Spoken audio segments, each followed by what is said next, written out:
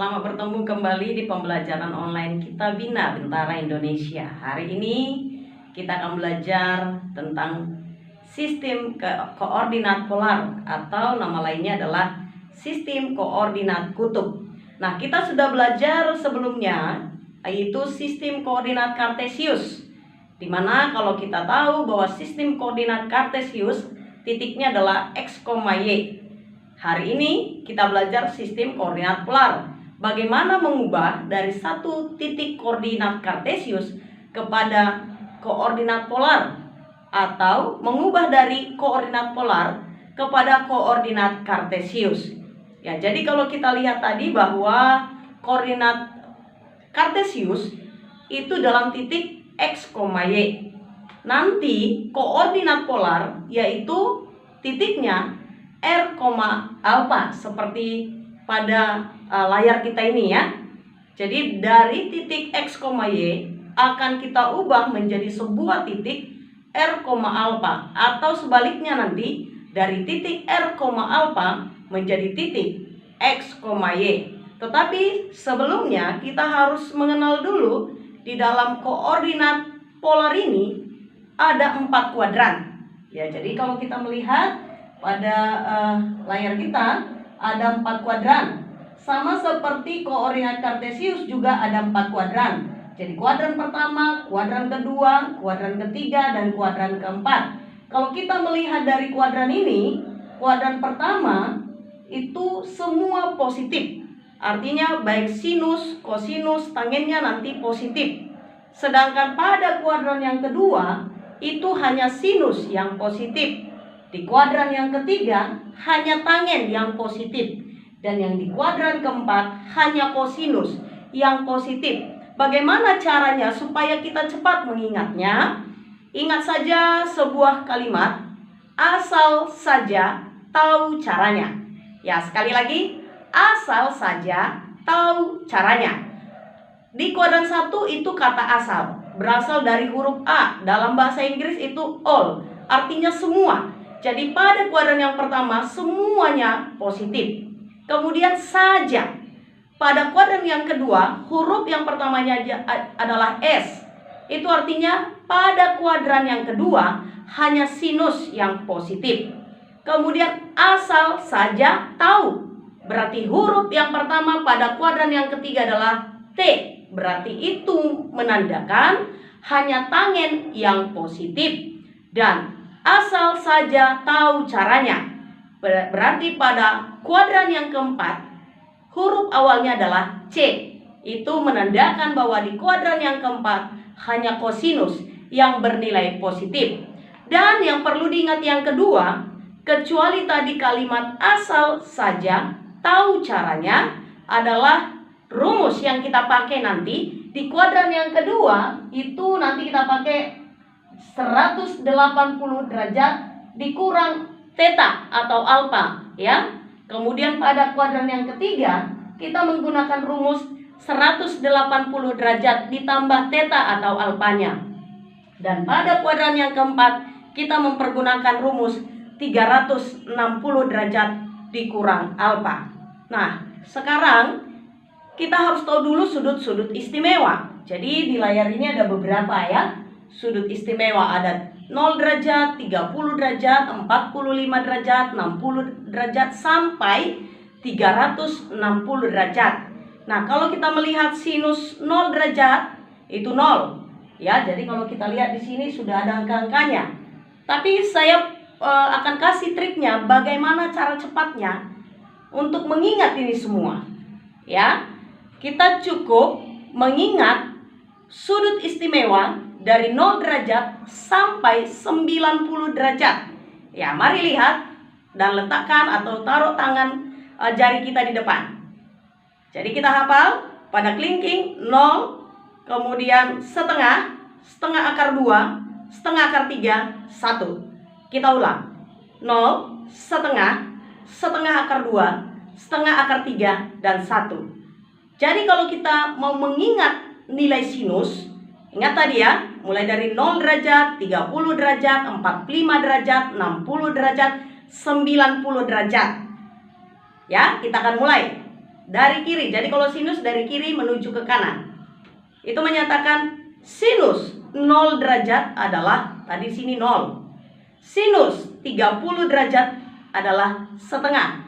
Kan tadi 0, setengah, setengah akar 2, setengah akar 3, 1. Berarti sinus 45 derajat adalah setengah akar 2. Sinus 60 derajat adalah setengah akar 3. Dan sinus 90 derajat adalah 1. Jadi kalau dari kiri ke kanan itu sinus. Jadi ingat 0 ya. 0, setengah, setengah akar 2, setengah akar 3, 1. Sebaliknya kalau kita berangkat dari kanan ke kiri itu adalah nilai kosinus. Tapi nilainya tetap. Di sini 0, setengah, setengah akar 2, setengah akar 3, dan 1. Nah sekarang kita akan mulai dari kanan menuju ke kiri. Kosinus 0 derajat adalah 1. Kosinus 30 derajat adalah setengah akar 3. Kosinus 45 derajat adalah setengah akar 2. Kosinus 60 derajat adalah setengah. Dan kosinus 90 derajat adalah 0. Gitu ya. Tapi angkanya tetap sama. Kemudian mau mencari nilai tangen. Tangen itu adalah sinus dibagi kosinus. Saya contohkan. Sinus 0 derajat, tangen 0 derajat adalah sinus 0 derajat dibagi kosinus 0 derajat. Berarti kalau disuruh kita mencari tangen 0 derajat adalah langsung kita ingat. Sinus 0 derajat adalah 0. Kosinus 0 derajat adalah 1. Berarti tangen 0 derajat adalah 0 dibagi 1 adalah 0. Seperti pada tabel kita. Misal, kita disuruh mencari tangen 45 derajat. Tangen 45 derajat berarti sinus 45 derajat dibagi kosinus 45 derajat. Nah, kita langsung lihat jari kita.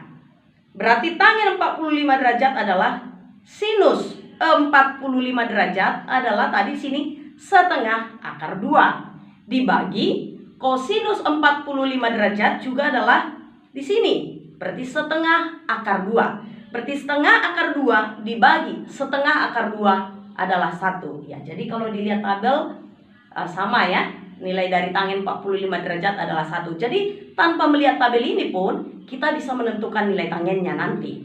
Nah, sekarang kita akan langsung pada contoh bagaimana mengubah dari satu koordinat ke koordinat yang lain. Nah, kalau kita melihat contoh yang pertama, ya di sini dikatakan ubahlah ke koordinat kartesius. Sekali lagi, disuruh mengubah ke koordinat kartesius, diketahui koordinat kutubnya. Koordinat kutubnya adalah 8,60 derajat.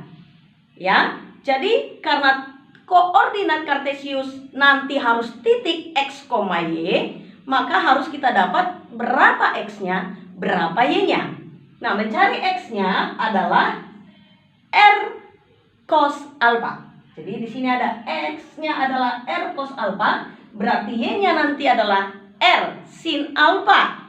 Ya, jadi kita cari dulu satu-satu. Titik x-nya yang pertama. Titik x-nya adalah berarti r cos alpha. R cos alpha berarti r-nya itu di atas 8 cos 60 derajat. Langsung kita masukkan kosinus 60. Ingat, kalau kita lihat tadi 0 derajat, 30 derajat, 45 derajat, 60 derajat itu sinus. Tapi kalau cos dari kanan 0 derajat, 30 derajat, 45 derajat, 60 derajat, berarti di sini. Berarti kosinus 60 adalah setengah. Jadi tinggal 8 dikali setengah sama dengan 4. Itu x-nya. Kemudian kita akan cari y-nya. Y-nya tadi adalah r sin alpha. R-nya 8, sinus 60. Nah, bagaimana mencari sinus 60? Juga di jari kita. Sinus dari kiri ke kanan. 0 derajat, 30 derajat, 45 derajat, 60 derajat. Berarti sinus 60 derajat adalah setengah akar 3. Berarti 8 kali setengah akar 3 adalah 4 akar 3. Nah, sudah dapat x, sudah dapat y, berarti titik koordinat kartesiusnya adalah 4,4 akar 3. Begitu ya. Jadi tinggal masukkan rumusnya. Nah, sekarang sebaliknya, bagaimana kalau kita disuruh mengubah ke koordinat kutub dari koordinat kartesius? Seperti contoh ini. Ya, ubahlah ke koordinat kutub. titiknya 4,4 akar 3. Ya, dibalikkan.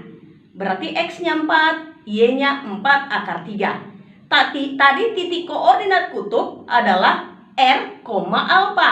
Berarti harus dapat dulu R-nya. Ya, R-nya itu adalah rumusnya X kuadrat ditambah kuadrat diakarkan.